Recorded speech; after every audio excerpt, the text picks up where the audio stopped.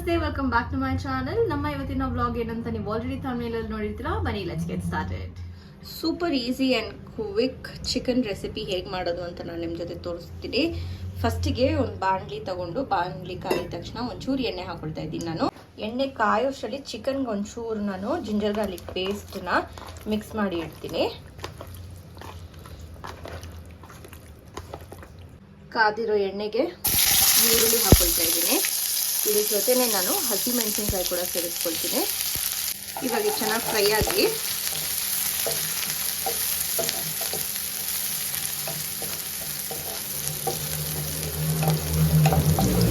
ಈ ಸ್ಟೇಜಲ್ಲಿ ನೀವು ಜಿಂಜರ್ ಗಾರ್ಲಿಕ್ ಪೇಸ್ಟ್ ಹಾಕೋಬಹುದು, ಬಟ್ ನಾನು ಚಿಕನ್ಗೆ ಮಿಕ್ಸ್ ಮಾಡಿಬಿಟ್ಟಿದ್ದೀನಿ.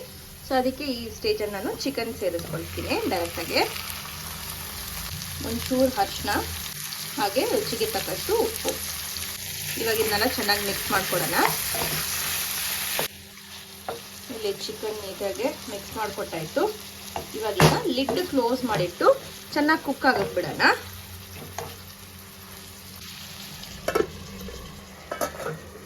ಒಂದು 5 ಮಿನಿಟ್ಸ್ ಆಗಿದೆ. ವಾವ್, ಚಿಕನಲ್ಲಿರುವಂಥ ನೀರು ಬಿಟ್ಕೊಳ್ತಾ ಇದೆ. ಇವಾಗ ಇದನ್ನ ಚೆನ್ನಾಗಿ ಮಿಕ್ಸ್ ಮಾಡ್ಕೊಡೋಣ ಒಂದ್ಸರಿ. ಚಿಕನ್ ಕುಕ್ ಆಗೋವರೆಗೂ ಇದೇ ರೀತಿ ಮಿಕ್ಸ್ ಮಾಡಿ ಇದನ್ನ ಬೇಯಿಸ್ಕೊಳ್ಳಿ. ಎಕ್ಸ್ಟ್ರಾ ನೀರು ಏನು ಹಾಕೊಳ್ಳೋಕೆ ಹೋಗ್ಬೇಡಿ, ಇದರಲ್ಲೇ ಚೆನ್ನಾಗಿ ಬೆಂದ್ಕೊಳ್ಳುತ್ತೆ. ಇದು ನಾನು ಸುಕ್ಕ ಮಾಡ್ತಿರೋದು. ಇನ್ ಕೇಸ್ ನಿಮಗೆ ನೀರು ಬೇಕಂದ್ರೆ ನೀರು ಹಾಕಿ ಗ್ರೇವಿ ಥರ ಮಾಡ್ಕೋಬೋದು, ಬಟ್ ನಾನು ಸುಕ್ಕ ಮಾಡ್ತಿರೋದು.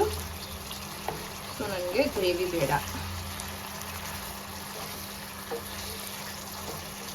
ಇನ್ನೊಂದು 5 ಮಿನಿಟ್ಸ್ ಚೆನ್ನಾಗಿ ಕುಕ್ ಆಗಿಬಿಡೋಣ. ಇವಾಗ ಚೆನ್ನಾಗಿ ಒಂದು 10 ನಿಮಿಷ ಆಗಿದೆ.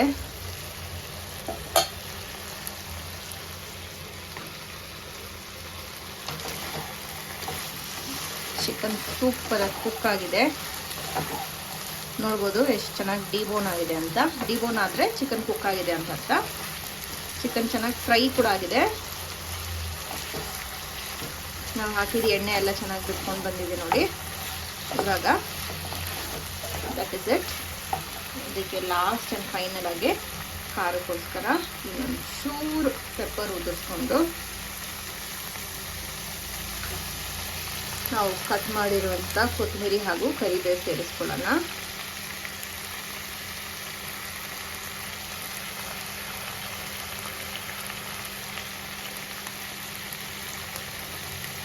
ಇವಾಗನ್ನ ಒಂದ್ಸರಿ ತಿರುಗಿಸ್ಕೊಟ್ರೆ ಸೂಪರ್ ಈಸಿ ಆ್ಯಂಡ್ ಡಿಲಿಷಿಯಸ್ ಆಗಿರುವಂಥ ಚಿಕನ್ ಫ್ರೈ ರೆಡಿ.